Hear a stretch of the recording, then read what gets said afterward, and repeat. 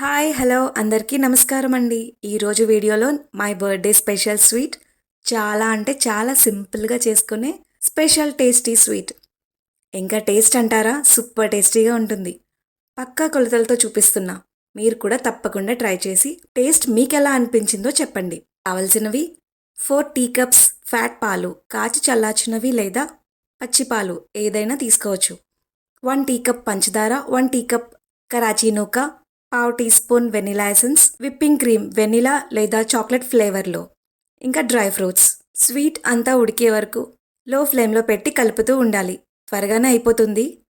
Sweet గిన్నెలో వేసి చల్లారాక విప్పింగ్ క్రీమ్ వేసి 1 అవర్ ఫ్రిడ్జ్లో పెట్టాలి. అంతేనండి. ఈ వీడియో కనుక మీకు నచ్చినట్లయితే లైక్ చేయండి, షేర్ చేయండి.